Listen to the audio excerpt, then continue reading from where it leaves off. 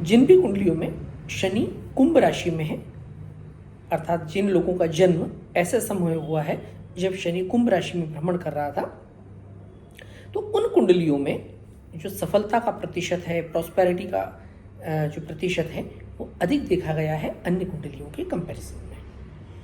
अपवाद स्वरूप कुछ कुंडलियां हो सकती है, अपवाद स्वरूप कुछ लोग ऐसे हो सकते हैं कि जिनका शनि कुंभ राशि का है, उसके बावजूद भी उनके जीवन में उतनी अच्छी सफलता या प्रॉस्पेरिटी नहीं है। उसके दूसरे बहुत सारे कारण हो सकते हैं। शनि नवमांश में जाकर के कमजोर का हो, या कोई और ग्रह जो है उस कुंडली का बहुत ज़्यादा खराब अवस्था में हो, पूर्व जन्म के ऋण के चलते या किसी और कारण के चलते। परंतु ओवरऑल जब भी शनि जिन कुंडलियों में कुंभ राशि का है, उन कुंडलियों में शनि की विशेष कृपा रहती है और उन लोगों को अपने कर्म का पूर्ण प्रतिफल प्राप्त होता है। ये बातें आज हम इसलिए कर रहे हैं क्योंकि इस वीडियो में हम चर्चा करने जा रहे हैं सैटर्न ओवर दी सैटर्न पर, यानी शनि, मूल शनि के ऊपर से कुंभ राशि में शनि के भ्रमण पर। तो एक बार फिर से आपका स्वागत है इस वीडियो में। जैसा कि आप जानते हैं कि हम एक सीरीज लेकर के चल रहे हैं, सैटर्न ओवर दी प्लैनेट्स, यानी जन्म कुंडली में, किसी भी व्यक्तिगत कुंडली में, इंडिविजुअल हॉरोस्कोप में किसी पर्टिकुलर ग्रह की अगर कुंभ राशि में प्लेसमेंट है, पोजीशन है, और जब शनि मकर राशि से निकलकर आने वाले दिनों में कुंभ राशि में जाने वाला है, जो कि 17 जनवरी 2023 का दिन होगा जब शनि अपनी राशि परिवर्तित करेगा, तो उसके बाद से उन कुंडलियों में क्या परिस्थितियां निर्मित होगी, उन लोगों को, उन हॉरोस्कोप्स को किस प्रकार के प्रभाव मिलेंगे, सम, विषम, अच्छे, बुरे, क्या स्थितियां उनके लिए निर्मित होगी, उस बारे में हम सीरीज पर बात कर रहे हैं। शनि का सूर्य पर से भ्रमण, चंद्र पर से भ्रमण, मंगल से भ्रमण, राहु पर से भ्रमण, और ऐसे अलग अलग कॉम्बिनेशंस के बारे में हम वीडियो बना चुके हैं। इवन शनि के इस राशि परिवर्तन के बाद विभिन्न लग्न और राशियों पर इस राशि परिवर्तन के क्या प्रभाव होंगे, उस पर भी मैंने बात की है, अपने विचार रखने की कोशिश की है। आज हम बात करने जा रहे हैं इस वीडियो में सैटर्न ओवर दी सैटर्न, यानी मूल परिस्थिति में जब शनि आएगा, किसी व्यक्ति की कुंडली में शनि ऑलरेडी कुंभ राशि का है और उस शनि के ऊपर से जब शनि का भ्रमण होगा तो ये क्या स्थितियां होंगी। जैसे मैं सबसे पहले बात कर चुका हूं कि जिन भी कुंडलियों में शनि कुंभ राशि का ऑलरेडी है, उनकी लाइफ में प्रॉस्पेरिटी बहुत अच्छी है, उन्हें अपने कर्मों का ज़्यादा अच्छा फल मिलता है। जो मेहनत करते हैं तो उन्हें मेहनताना अच्छा मिलता है, कम प्रयासों में, कम मेहनत में उन्हें ज़्यादा अच्छे प्रतिफल मिलते हैं। कई बार कई वीडियोस में मैंने कहा है कि जब कुंडली में शनि बहुत मजबूत अवस्था में होता है तो वो आपको अपने कर्मों का, अपनी मेहनत का पूर्ण प्रतिफल प्रदान करता है। आपके दुख, तकलीफें, परेशानियां, अवरोध वो आपसे ले लेता है, कैरी कर लेता है या उन्हें डिस्ट्रॉय कर देता है। वहीं इसके ठीक विपरीत अगर शनि कुंडली में बहुत कमजोर अवस्था में है तो आपको अपनी मेहनत का जो प्रतिफल है वो पूर्ण नहीं प्राप्त होता, क्योंकि शनि दुख और दरिद्रता का ग्रह है। तो बदले में दुख और तकलीफों के जरिए आपको दंड देता है, उन गलतियों का दंड जो शायद हो सकता है आप पास्ट लाइफ से कैरी करके आ रहे हैं, या उन गलतियों का दंड जो जाने अनजाने आप किसी न किसी तरीके से किसी और को दे रहे हैं, क्योंकि शनि पूर्णतः कार्मिक ग्रह है। और किसी व्यक्ति की कुंडली में शनि अगर कुंभ राशि का है तो इसका एक ही कारण है कि वो व्यक्ति पास्ट लाइफ से बहुत अच्छे कार्मिक फल लेकर के आया है, तभी उस व्यक्ति को बहुत अच्छा शनि प्राप्त हुआ है। जब तक शनि बहुत अच्छी स्थिति में नहीं हो, चाहे तो कुंभ राशि में हो या किसी भी परिस्थिति में हो, किसी भी राशि में हो, और वो कुंभ राशि या मकर राशि से मैप्ड हो, यानी कि कुंडली के 10वें या 11वें भाव में हो, तो ये शनि की बहुत अच्छी प्लेसमेंट्स, बहुत अच्छी पोजीशन मानी जाती है। जिन भी कुंडलियों में शनि 10वें या 11वें भाव में होता है, उन लोगों को अपनी मेहनत का पूर्ण प्रतिफल प्राप्त होता है। जो भी कार्य वो करते हैं उसमें बहुत अच्छे रिटर्न्स मिलते हैं, बहुत अच्छी सफलता उन लोगों को मिलती है। यहाँ तक कि शनि अगर दूसरे भाव में है, तो चूंकि दूसरा भाव भी शनि के अपने मित्र का भाव है, शुक्र का भाव है, धन का भाव है, तो ऐसी परिस्थिति में भी ऐसे लोगों को अपने कर्म का पूर्ण प्रतिफल मिलता है और बहुत अच्छा वेल्थ वो लोग क्रिएट करते हैं अपनी लाइफ में।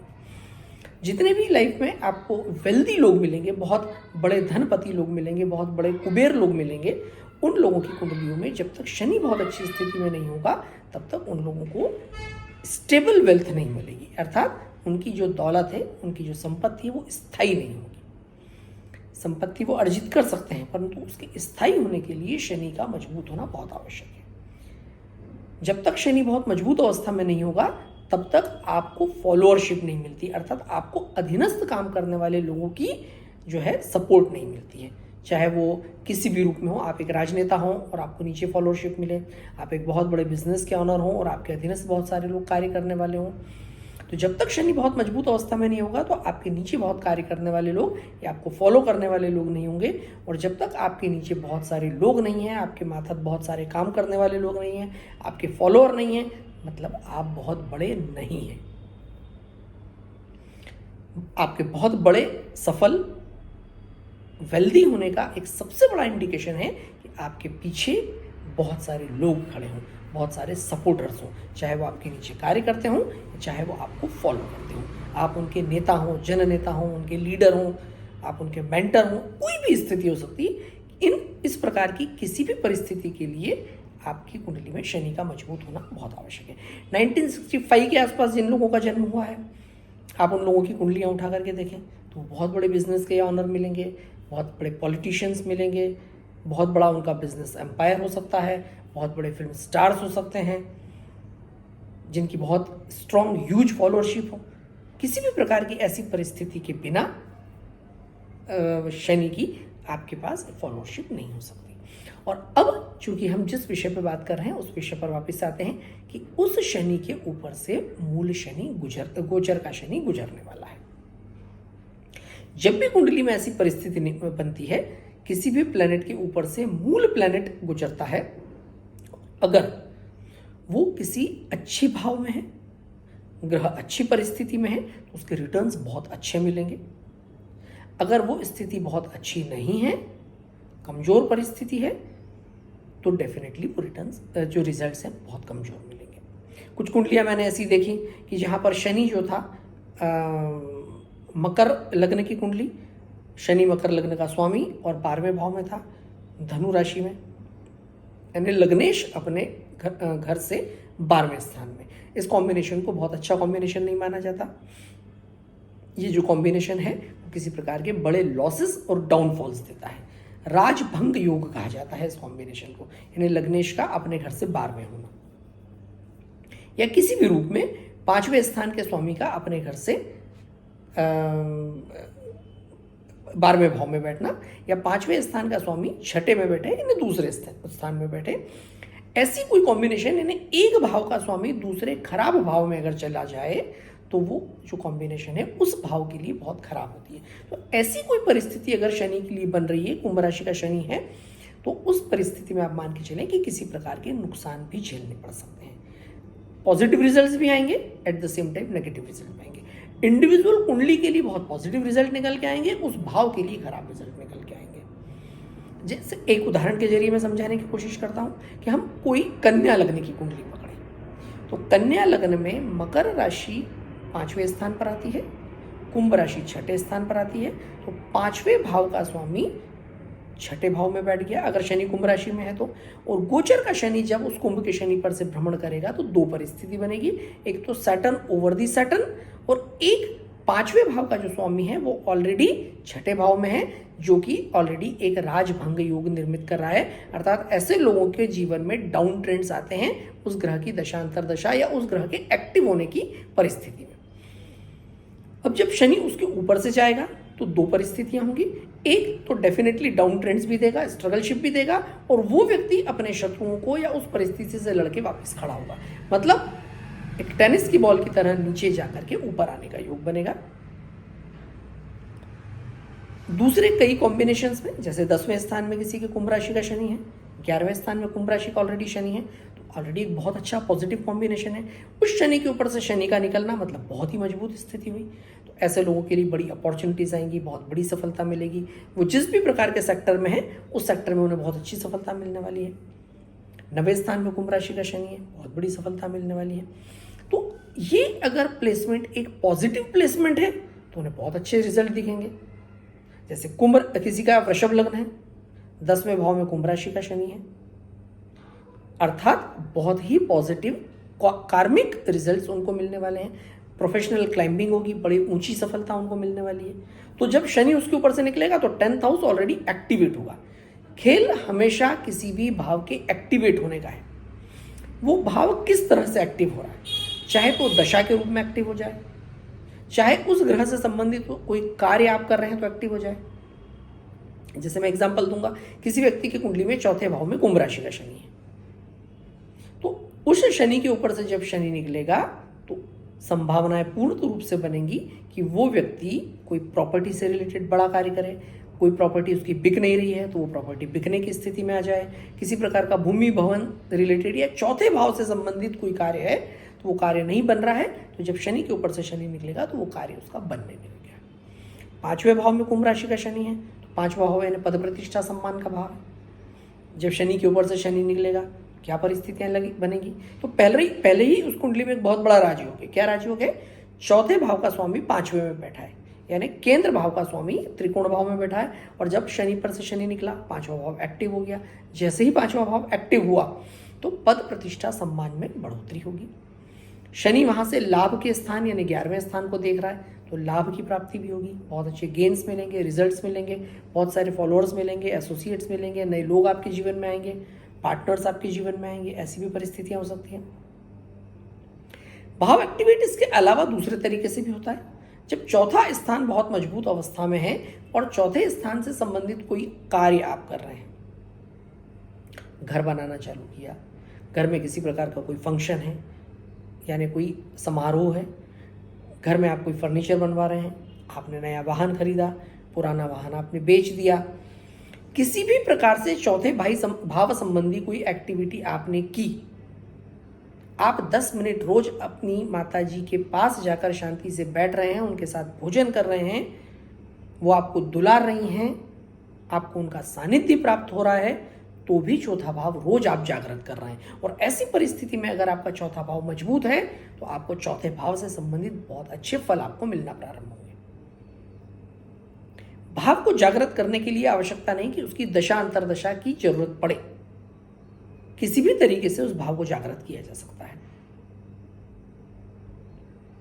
जैसे ही किसी व्यक्ति के घर में संतान जन्म लेती है तो उसका 5वां भाव जागृत हो जाता है, और अगर 5वां भाव बहुत अच्छी स्थिति में है तो उस व्यक्ति को पद प्रतिष्ठा और सम्मान की प्राप्ति होती है, अर्थात उसकी प्रतिष्ठा में बढ़ोतरी होती है, उसके पद में बढ़ोतरी होती है, उसे सामाजिक सम्मान प्राप्त होता है, क्योंकि 5वां भाव संतान के आने से एक्टिव हो गया।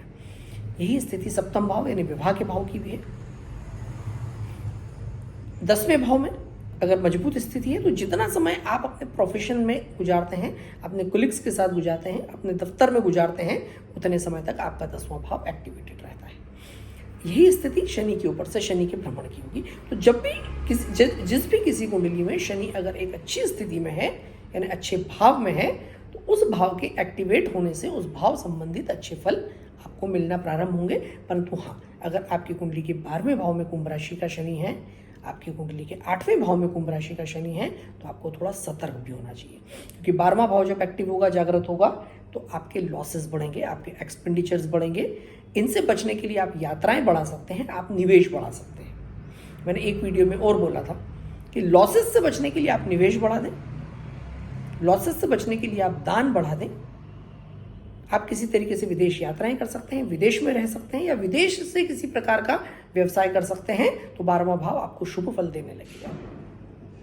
अष्टम भाव, 8वें भाव में किसी के कुंभ राशि का अगर शनि है तो यहां भी आपको नकारात्मक परिणाम मिल सकते हैं, क्योंकि यहां 7वें भाव का स्वामी 8वें भाव में बैठा है, अर्थात विवाह से रिलेटेड कोई नकारात्मक स्थितियां निर्मित हो सकती है।